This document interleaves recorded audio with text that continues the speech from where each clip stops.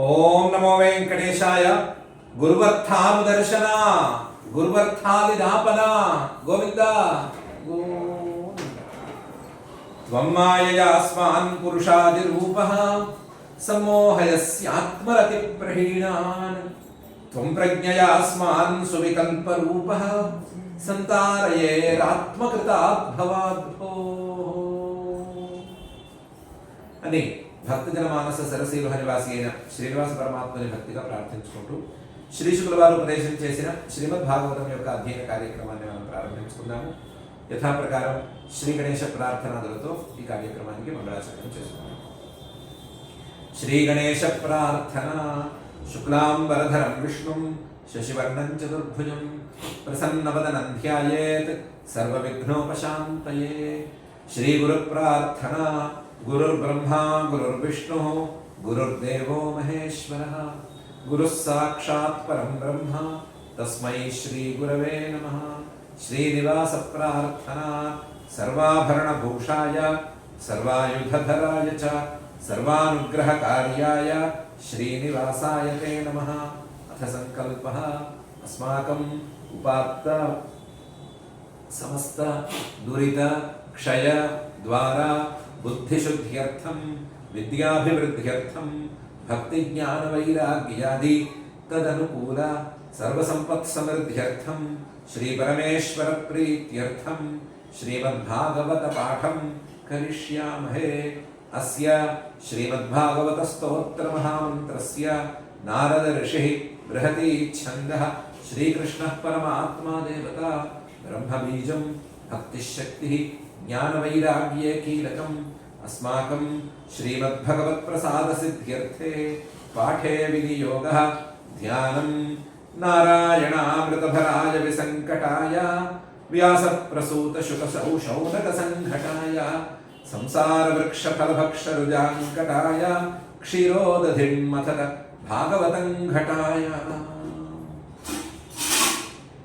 శ్రీ గురుభ్యో నమః. శ్రీ శుక్ల వారు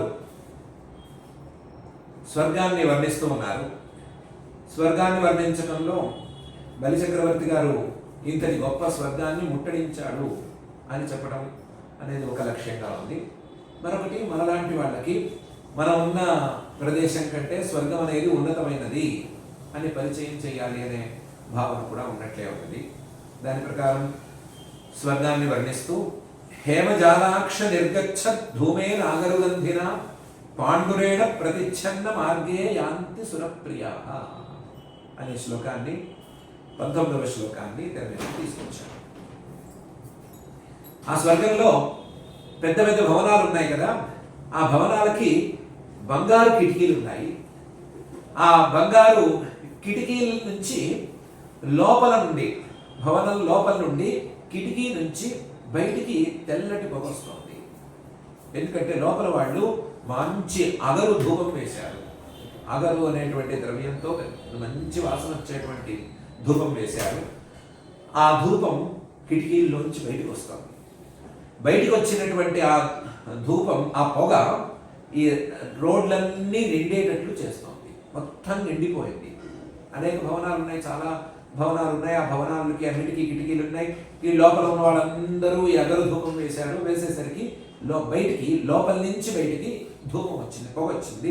ఆ పొగ మార్గం అంతా నిండిపోయింది. ఆ పొగతో నిండిపోయినటువంటి మార్గం అంతా కూడా ఏదో తెల్లని పొగతో రోడ్లన్నీ నిండిపోయినాయి అన్నట్లుగా తయారైంది.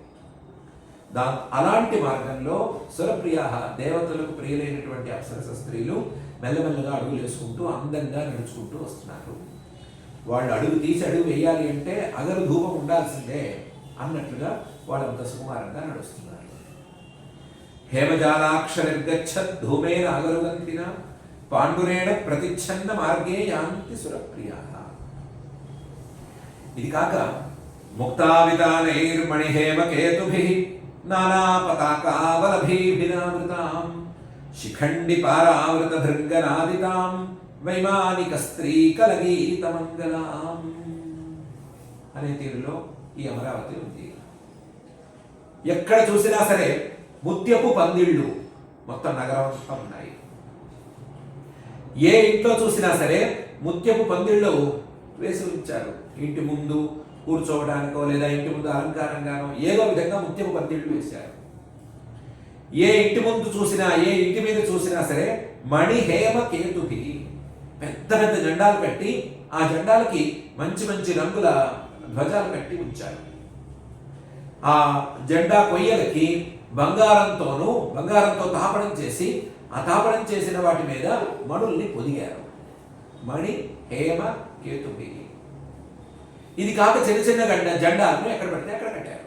నానా పతాక. ఇలాంటి పతాకలతోనూ ధ్వజాలతోనూ వలభి అంటే ఇంటి ముంగిలి ప్రాంతం ప్రతి ఇంటికి ఉంది. వలభీభి ఆవృత. ప్రతి ఇల్లు అందంగా ఉంది. ప్రతి ఇంట్లోనూ రూల్స్ ప్రకారం ఎంత ముందు భాగం వదిలిపెట్టాలో రోడ్డుకి అంత భాగం వదిలిపెట్టారు.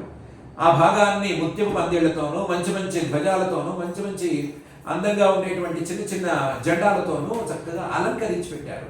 అంత అలంకారంగా ఉంది. ఆ ధ్వజాల మీద, ఇళ్ల మీద, ఇంటి ముందు వెనకాల ఉండేటువంటి చెట్ల మీద, అన్నిటి మీద రకరకాల పక్షులు వాళ్ళు శబ్దాలు చేస్తున్నాయి.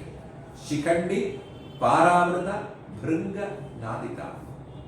శిఖండి నెమళ్ళు, పారావృతం పావురాలు మొదలైనటువంటివి, అలాగే భృంగ తుమ్మెదలు. పూలు ఉంటాయి కాబట్టి పూల మీద వాళ్ళే తుమ్మెదలు. ఇవన్నీ కూడా ఏదో రకంగా శబ్దం చేస్తూనే ఉన్నాయి. ఆ శబ్దాలన్నీ కూడా ఇంపుగా ఉన్నాయి. ఇవన్నీ కాక వీటన్నిటికీ మించి వైమానిక స్త్రీ కలగీత మంగళం. ఆ విమానంలో ఉండే ఆ నివాస స్థానంలో ఉండేటువంటి స్త్రీలందరూ కూడా చక్కగా సంగీతం నేర్చుకుని సంగీతం పాడుతున్నారు.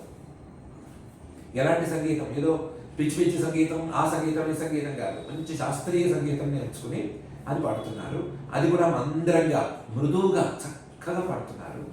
ఆ కల గీతంతో మంగళమయమైనటువంటి పాటలు వాళ్ళు పాడుతూ ఉన్నందువలన మంగళంగా శబ్దాలు వినవస్తున్నాయి.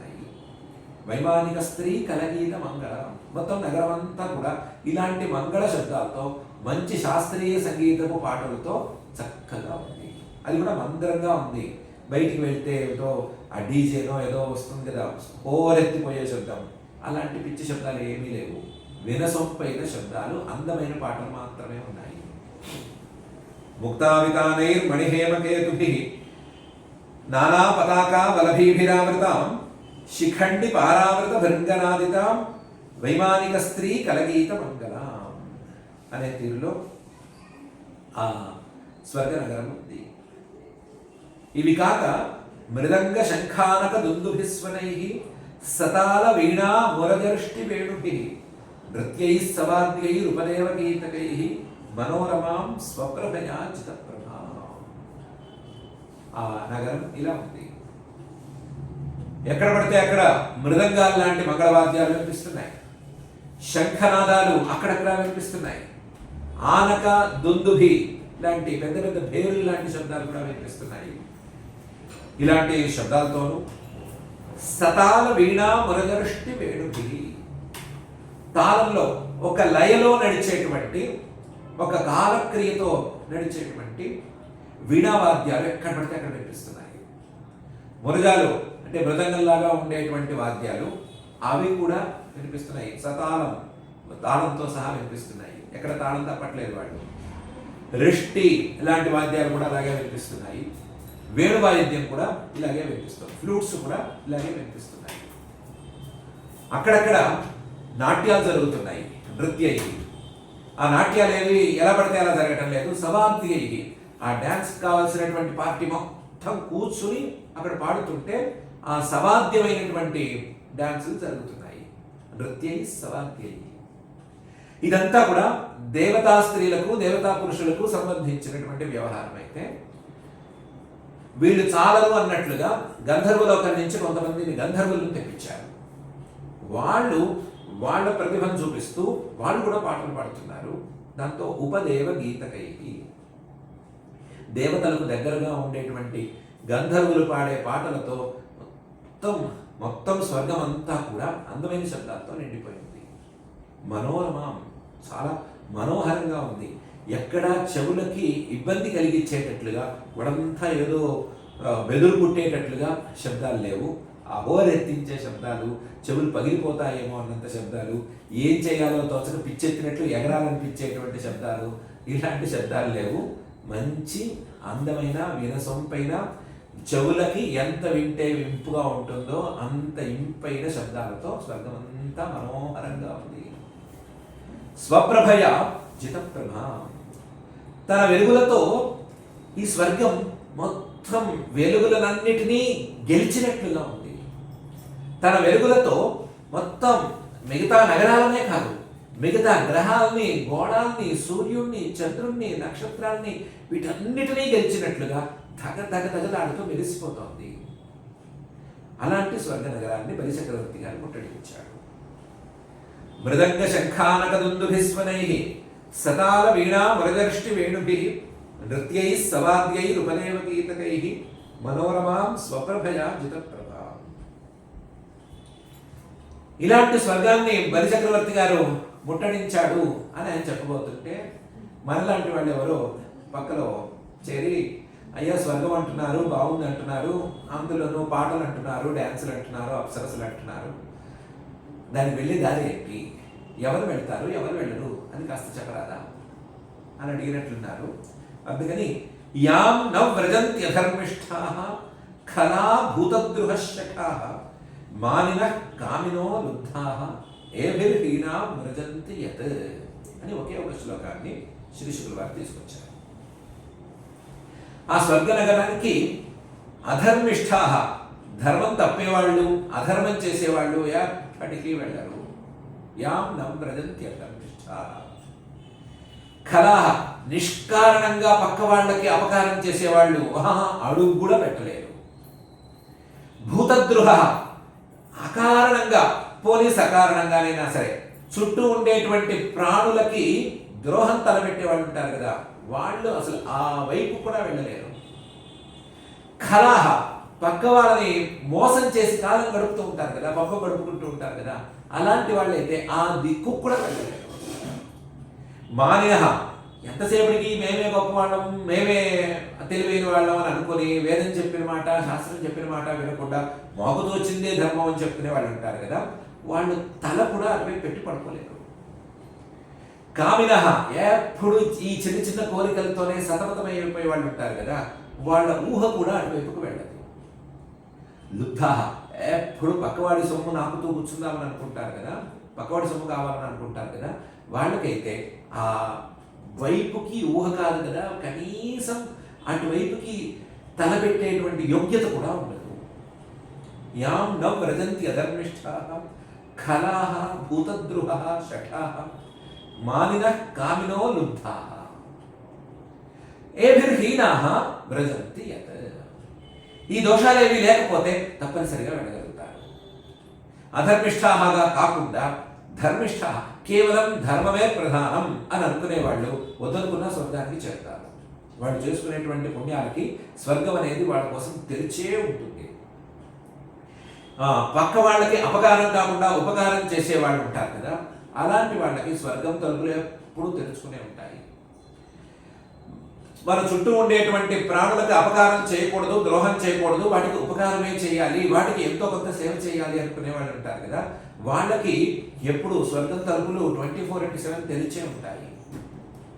షఠాహగా కాకుండా, వంచన కాకుండా పక్క వాళ్ళతో సౌమనస్యంగా కలిసిపోయే వాళ్ళు ఉంటారు కదా, నిజాయితీ పరులు ఉంటారు కదా, నిజాయితీ పరులదే స్వర్గం. స్వర్గం అనేది నిజాయితీ పరుల కోసం కేటాయించబడింది. వాళ్ళకి ఒకవేళ కనుక ఈ లోకంలో గుర్తింపు లేకపోయినా, వాళ్ళని ఈ సమాజం కానీ ఈ లోకం కానీ గుర్తించకపోయినా, ఈ పరిస్థితుల్లో వాళ్ళకి ఏమాత్రం గౌరవం అందకపోయినా ఏం భయపడక్కర్లేదు, బెబ్బేరెత్తక్కర్లేదు. వాళ్ళ కోసం స్వర్గం విస్తారంగా ముస్తాబై సిద్ధంగా ఉంది. ఎవరైనా మేము చెప్పింది వేదం కాదు, వేదం చెప్పింది మేము వినాలి అనే వినయంగా ఉండే వాళ్ళైతే వాళ్ళ కోసం సింగారించుకొని సిద్ధంగా ఉంది స్వర్గం. ఎవరైనా మాకు ఈ చిన్న చిన్న కోరికలు వద్దు, ఇవన్నీ అనవసరం, వీటికంటే కాస్త నయం కాబట్టి స్వర్గమే పర్వాలేదు అనుకునే వాళ్ళు ఉన్నారా, వాళ్ళ కోసం స్వర్గం సిద్ధంగా ఉంది. లుబ్ధాహ, పక్కవాడి సొమ్ము మాకొద్దు, అలా మేము ఉండము, మా సొమ్ము ఇస్తే ఇస్తాము, లేదా మా సొమ్ము మేము కాపాడుకుంటాము, ఉన్నదాంతో సంతోషపడతాము, ఉన్నదాంతో సంతోషపడి ధర్మ మార్గంలో ఉంటాము అని అనుకునే వాళ్ళు ఎవరైనా ఉన్నారా, అలాంటి వాళ్ళకి ఎంత ఇస్తే సంతోషంగా ఉంటారో అంత ఇవ్వడానికి స్వర్గం ఎప్పుడూ రెడీగా ఉంది. చెప్పిన దోషాలు కాక గుణాలతో కనుక ఎవరైనా ఉండే మాట అయితే వాళ్ళ కోసం స్వర్గం తరపులు బాగా తెలుసుకుని ఉన్నాయి. అలాంటి వాళ్ళైతే వెళ్ళొచ్చు. చెప్పిన వీళ్ళైతే వెళ్ళటానికి కన్నా కనీసం ఊహ కూడా నోచుకోరు అని శ్రీశ్వరు గారు ఈ శ్లోకంలో చెప్తున్నారు. యాం నం వ్రజంతి అధర్మిష్ఠాః ఖలా భూతద్రుహశ్చటాః మానినః కామినో లుబ్ధాః ఏభిర్హీనా వ్రజంతి యత్ అని. ఇంకా స్వర్గం గురించి చెప్పండి అంటే స్వర్గం గురించి చెప్పడానికి ఇప్పుడు కూర్చోలేదు. స్వర్గం గురించి చెప్పడం ఎంతోసారి చూసుకుందాము. స్వర్గం మీద కూడా వైరాగ్యం ఉండాలి అని చెప్పే నేను స్వర్గాన్ని వర్ణిస్తూ కూర్చుంటే అర్థమేముంటుంది అని మహర్షి గారు ఈ 11 శ్లోకాలతో స్వర్గవర్ణాన్ని ఆపేసి తాం దేవధానీం సవరూథినీపతి బహిః సమంతాద్రురుధే ప్రదన్యయా ఆచార్య దత్తం జలజం మహాస్వనం దద్మౌ ప్రయుంజన్ భయమింద్రయోషితాం అని కథాగమనంలో ముందుకెళ్ళిపోయాం. తాం దేవధాని ఆ అమరావతిని సహా వరూథినీపతి రాక్షస సైన్యానికి నాయకుడైనటువంటి బలిచక్రవర్తి గారు బహిస్సమంతాత్ రురుధే బయటే నుంచుని మొత్తం చుట్టూ ముట్టడించేశాడు. ఆకాశగంగ స్వర్గ నగరం చుట్టూ ప్రవహిస్తోంది కదా, ఆకాశగంగ ఎంత మేరకు ప్రవహిస్తోందో అంత మేరకు ఈయన ముట్టడి చేసి కూర్చున్నాడు. రురుధే ప్రతన్యయ ఎంత సైన్యం తెచ్చాడు. అమరావతి లాంటి మహానగరం, వేల కోట్లలో నివాస ప్రాంతాలు ఉండేటువంటి మహానగరం, ముల్లోకాలకి పైన ఉండేటువంటి మహానగరం. ఆ నగరం చుట్టూ పెద్ద ప్రాకారం ఉంటే ఆ ప్రాకారం చుట్టూ ఆకాశగంగ ప్రవహిస్తూ ఉంటే ఆ ఆకాశగంగ ప్రాంతం అంతా నిండిపోయేంత సైన్యం తెచ్చి కూర్చున్నాడు. సైన్యంతో ముట్టడించి కూర్చున్నాడు. ముట్టడించిన వాడు ఊరుకున్నాడా? ఊరుకోలేదు. ఆచార్య దత్తం జలజం మహాస్వరం దద్మౌ శుక్రాచార్యుడు ప్రసాదించిన మహాశంఖాన్ని ఒక్కసారి పూరించాడు, శబ్దం చేశాడు. వచ్చాను కాసుకోండి, శుక్రాచార్యుల వారి శిష్యుడిని బలిచక్రవర్తిని నేను అని చెప్పినట్లుగా ఒక్కసారి యుద్ధానికి ముందు పూరించే శంఖాన్ని పూరించాడు. ఆ శబ్దానికి మిగతా స్త్రీలు ఏమయ్యారు, మిగతా దేవతా స్త్రీలు కలవరపడ్డారా, ఇంకోటి పడ్డారా, బెమ్మేలెత్తిపోయారా అనేది విషయం కాదు. కానీ ప్రయుంజన్ భయం ఇంద్రయోషిత, భయం అంటే ఎరుగని ఇంద్రుడి అంతఃపురంలోని స్త్రీలు గడగడగడ వణికిపోయారు. వాళ్ళకి మొట్టమొదటిసారి భయం అంటే ఏంటో తెలిసి వచ్చింది. ఏంటి? ఆ శంఖనాదం వింటే. అలాంటి శంఖనాదం చేశాడు. యుద్ధానికి రండి అని పిలిచాడు. తాందేవధానీం సవరూథినీపతి బహిస్సమంతాత్ రురుధే ప్రతన్యయ ఆచార్య దత్తం జలజం మహాస్వనం దద్మౌ ప్రయుంజన్ భయమింద్రయోషిత. ఇప్పుడు లోపల ఉండే ఇంద్రుడు ఒకసారి ప్యాలెస్ మీదకి ఎక్కినట్టున్నాడు. ఎక్కి బిడి మీద పెట్టాడు, చూశాడు, బైనాక్యులర్తో చూశాడు. చూస్తే ఎటు చూసినా ఈ రాక్షసం ఒక చేరింది. మొత్తం నగరం చుట్టూ వాళ్లే ఉన్నారు. నగరానికి ఎదురుగా మహాద్వారానికి ఎదురుకుండా బలిచక్రవర్తి శంఖం పూరిస్తూ నుంచున్నాడు. భగవాంస్తం అభిప్రేత్య బలే పరమముద్యమం సర్వదేవ గణోపేత గురుమేతదువాచ. ఇంద్రుడు ఒకసారి చూశాడు బలిచక్రవర్తిని. చూస్తే ఇది సామాన్యమైన ప్రయత్నం వల్లే లేదు, ఈ ముట్టడిని ఎదుర్కోవడం మన వల్ల అయ్యే పని అల్లే లేదు అని అనుకున్నాడు. బలిచక్రవర్తి గారు చాలా పెద్ద ప్రయత్నంతో, చాలా పెద్ద ఉద్యమంతో కట్టకట్టుకుని వచ్చాడు. రాక్షసులందరినీ కట్టకట్టుకుని వచ్చాడు. ఇది మన వల్ల అయ్యే పని కాదు, దీన్ని గెలవలేము, మనం చేయలేము అని అనుకుని సర్వదేవ గణోపేత దేవతలందరితోనూ కలిసి గురుమేతదువాచ తన గురువైనటువంటి బృహస్పతి గారి దగ్గరికి వెళ్ళాడు. వెళ్ళి ఆయనతో మాట్లాడాడు. భగవాంస్తమభిప్రేత్య బలే పరమముద్యమం సర్వదేవ గణోపేత గురుమేతదువాచ. భగవన్నుద్యమో భూయాన్ బలేర్నః పూర్వవైరిణః అవిషహ్యమిమం మన్యే కేనాసి తేజసోర్జితః. ముందు గౌరవ సూచకంగా ఆయన్ని భగవన్ పూజనీయుడా, బృహస్పతి, ఓ గురువా అని సంబోధించాడు. నమస్కారాలు అవి చేసే ఉంటాడు. ఇంద్రుడు మంచివాడు, గౌరవం తెలిసినవాడు. అడగడం మాత్రం అడిగాడు. ఉద్యమో భూయాన్ బలే, ఈ బలి ఏంటి ఇలా కట్టకట్టు వచ్చాడు? మళ్ళీ రాక్షసులందరినీ ఒక దాటి మీద తీసుకొని వచ్చాడు. ఒకసారి యుద్ధమైంది, క్షీరసాగర తీరంలో మరొకసారి యుద్ధమైంది, మళ్ళీ ఇంటి మళ్ళీ కట్టకట్టుకొచ్చాడు. వదిలేస్తే బతుకు జీవుడా అని బతకకుండా మన మీదకి వచ్చాడేంటి? పైగా వీడైనా సామాన్యుడా? పూర్వవైరుడ, మనకి పూర్వం నుంచి శత్రువైన వాడు మనం ఏదో దయగలిచి వదిలేస్తే పారిపోయి ఊరుకోకుండా మళ్ళీ సైన్యాన్ని సమీకరించుకుని మన మీదకి వచ్చాడేంటి? అవిషక్యం ఇవ్వమని ఈసారి ఇతన్ని సహించడం మన వల్ల అవుతుందని అనిపించడం లేదేంటి?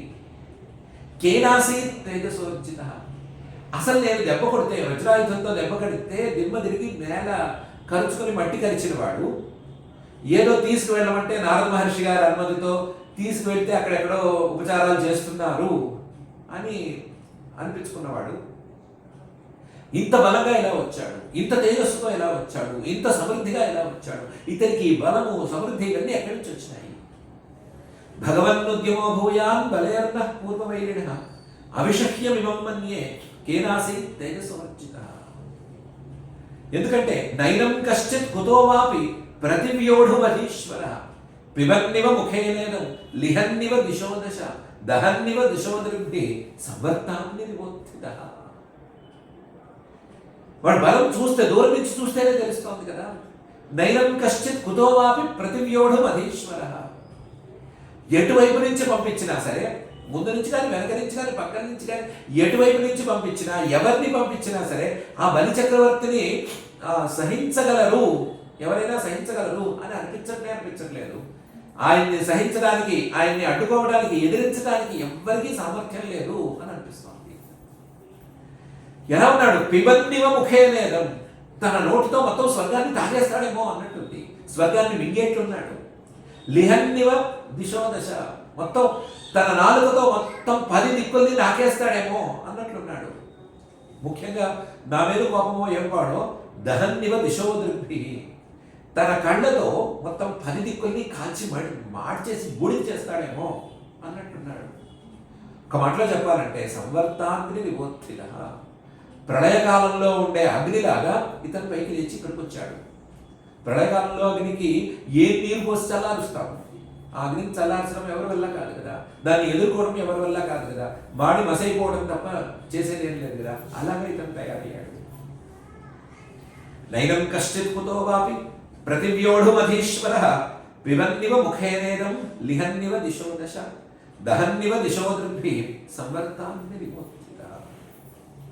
బ్రూహి కారణమేతస్య దుర్ధర్షత్వస్య మద్రిపోః ఓజస్సహో బలం తేజః యత ఏతత్ సముద్యమః. దీనికి కారణం ఏంటో నాకు కాస్త చెబుతూ. బ్రూహి కారణమేతస్య, ఇంత దుర్ధర్షత్వస్య మద్రిపోః, నా శత్రువు, నాతో దెబ్బతిని మట్టి కరిచిన నా శత్రువు నాకంటే ప్రబలంగా రావడానికి, నేనే అతన్ని సహించలేను అని అనిపించేటట్లుగా రావడానికి కారణం ఏంటో కాస్త చెబుతూ. బ్రూహి కారణమేతస్య దుర్ధర్షత్వస్య మద్రిపోః. అసలు వీడికి ఓజః సహః బలం తేజః ఎక్కడి నుంచి వచ్చినాయి? నేను పట్టిన వజ్రాయుధం దెబ్బకి కింద మట్టి కరిచాడా లేదా? శారీరకంగా మొత్తం మేలవి పడుకున్నాడు కదా, భూశైలం చేసేసాడు కదా. అతను ఆ దెబ్బకి ఇంద్రియాలన్నీ కళ్ళు తిరిగి బయలు కమ్మినట్లుగా ఇంద్రియాలన్నీ పనిచేయకుండా పడుకున్నాయి కదా. మనస్సు కానీ బుద్ధి కానీ ఏమీ పనిచేయని పరిస్థితి వచ్చింది కదా. మరి అలాంటి పరిస్థితి నుంచి నా మీదకే, నన్నే కళ్ళతోనే చూపులతోనో, కంటి చూపుతోనే చంపేసేంత స్థాయిలో ఇతను బలాన్ని ఎక్కడి నుంచి పుంజుకున్నాడు? శారీరకమైన బలం ఎక్కడి నుంచి వచ్చింది? ఇతనికి ఇంద్రియ బలం మళ్ళీ ఎలా వచ్చింది? యుద్ధం చేయడం అంటే మాటలా? ఇంద్రియాలన్నీ పట్టుగా ఉండాలి, ఇంద్రియాలన్నీ వాటి వాటి స్థానంలో నికరంగా ఉండాలి. ఏదో వాసన వచ్చింది కదా అని ముక్కు పారిపోవడమో, ఇంకో ఏదో ఎర్రగా కనిపించింది అల్లగా కనిపించింది అని ఇంకోవైపు కళ్ళు పారిపోవడం, ఇలా ఉండకూడదు. చాలా ఏకాగ్రంగా ఉండాలి, ఇంద్రియ శక్తి బలంగా ఉండాలి కదా. ఆ ఇంద్రియ శక్తి ఎక్కడి నుంచి వచ్చింది? వీటన్నిటికంటే గొప్పగా ఇతనికి ఉన్న బుద్ధిశక్తి, మనశ్శక్తి ఇది ఎక్కడి నుంచి దాపురించింది? ఓజః సహః బలం తేజ, వీటన్నిటినీ ఓ పక్కన పెడితే ఆ మొహంలో కనిపించే తేజస్సు అది ఎక్కడి నుంచి వచ్చింది? ఇవన్నీ కాదండి. నా చేత దెబ్బతిన్నవాడు మళ్ళీ నా మీదకి దండెత్తాడు అంటే యత ఏతత్ సముద్యమః, అతనికి ఇంత ఉద్యమం చేసేటువంటి ధైర్యం ఎక్కడి నుంచి వచ్చింది అని కాస్త చెబుతుంది. బ్రూహి కారణమేతస్య దుర్ధర్షత్వస్య మంత్రిపో ఓజస్సహో బలం తేజ యత ఏతత్ సముద్యమః అని అడిగాడు. సమాధానం చెప్పుకునే ముందు ఒక చిన్న సబ్మిషన్. ఇప్పుడే అందిన వార్త ప్రకారం మైక్ పెట్టుకోవడం మర్చిపోయాము. కాబట్టి 25 నిమిషాల రికార్డింగ్ మైక్ లేకుండా నడిచిపోయింది. కాస్త ఈకోలాగా రావచ్చు, లేదా శబ్దంలో కొంచెం తేడా రావచ్చు. అందుకని ఈ రోజుకి అధ్యయన కార్యక్రమాన్ని ఇక్కడికి ఆపుకుందాము. మళ్ళీ 25 నిమిషాలు ఇదే ఫ్లోలో రావటం అనేది కష్టము. ఇప్పటికే నిజానికి ఇది రెండోసారి మొదలు పెట్టాము. అందువలన ఈ రోజుకి ఈ అధ్యయన కార్యక్రమాన్ని ఇక్కడికి ఆపుకుందాము. స్వర్గ వర్ణన అనేది ఇందులో ప్రధానంగా ఉంది. బలి చక్రవర్తి గారు ముట్టడించిన తర్వాత, శంఖంతో ఆయన నాదం చేసిన తర్వాత ఇంద్రుడు వెళ్ళి బృహస్పతి గారిని ప్రశ్నలు వేయటం అనే అంశం వరకే ఉంది. మిగతా విషయాన్ని తర్వాత మనం చూసుకుందాము. ఇలాంటి విఘ్నాలేవి రాకుండా, ఇలాంటి లోపాలేవి జరగకుండా మన కార్యక్రమాన్ని నిర్విఘ్నంగా సాగించమని ఆ భక్తజన మానస సరసీరుహ నివాసి అయినటువంటి శ్రీనివాస పరమాత్మని భక్తిగా ప్రార్థించుకుందాము. ఆ ప్రార్థనతో ఈ రోజుకి ఈ శ్లోకాల పారాయణ కార్యక్రమం చేసుకుందాం. అథ శ్రీమద్భాగవతే పారమహంస్యాం సంహితాయాం అష్టమస్కంధే పంచదశాధ్యాయే శ్లోకాః.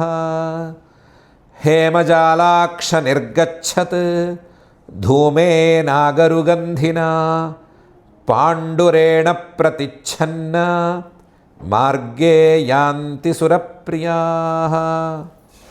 ముక్తావితానైర్మణిహేమకేతుభిః నానాపతాకావలభీభిరావృతాం శిఖండిపారావృతభృంగనాదితాం వైమానికస్త్రీకలగీతమంగళాం మృదంగశంఖానకదుందుభిస్వనైః సతాళవీణామురజరిష్టివేణుభిः నృత్యైः సవాద్యైరుపదేవగీతకైः మనోరమాం స్వప్రభయా జితప్రభాం. యాన్న వ్రజంత్యధర్మిష్ఠాః ఖలాభూతద్రుహः శఠాః మానినః కామినో లుబ్ధాః ఏభిర్హీనా వ్రజంతి యత్. తాన్ దేవధానీం సవరోధినీ పతిః బహిః సమంతాద్రురుధే పృతన్యయా ఆచార్యదత్తం జలజం మహాస్వనం దధ్మౌ ప్రయుంజన్ భయమింద్రయోషితాం మఘవాంస్తం అభిప్రేత్య బలేః పరమముద్యమం సర్వదేవగణోపేతః గురుమేతదువాచః. భగవన్నుద్యమో భూయాన్ బలేర్నః పూర్వవైరిణః అవిషహ్యమిమం మన్యే కేనాసీత్ తేజసోర్జితః. నైనం కశ్చిత్ కుతో వాపి ప్రతివ్యోఢుమధీశ్వరః పిబన్నివ ముఖేనేదం లిహన్నివ దిశో దశ దహన్నివ దృశో దృగ్భిః సంవర్తాగ్నిరివోత్థితః. బ్రూహి కారణమేతస్య దుర్ధర్షత్వస్య మద్రిపోః ఓజస్సహో బలం తేజః యత ఏతత్ సముద్యమః. ఇతి శ్రీమద్భాగవతే పారమహంస్యాం సంహితాయాం అష్టమస్కంధే పంచదశాధ్యాయే శ్లోకాః. అథ క్షమా ప్రార్థనా యదక్షరపదభ్రష్టం మాత్రాహీనం తు యద్భవేత్ తత్సర్వం క్షమ్యతాం దేవ నారాయణ నమోऽస్తు తే. అథ భగవత్సమర్పణం కాయేన వాచా మనసేంద్రియైర్వా బుద్ధ్యాత్మనా వా ప్రకృతే స్వభావాత్ కరోమి యద్యత్ సకలం పరస్మై నారాయణాయేతి సమర్పయామి. అథ లోకక్షేమ ప్రార్థనా సర్వే భవంతు సుఖినః సర్వే సంతు నిరామయాః సర్వే భద్రాణి పశ్యంతు మా కశ్చిద్ దుఃఖభాగ్ భవేత్. అథ మంగళం శ్రియః కాంతాయ కళ్యాణ నిధయే నిధయేర్థినాం శ్రీవేంకటనివాసాయ శ్రీనివాసాయ మంగళం.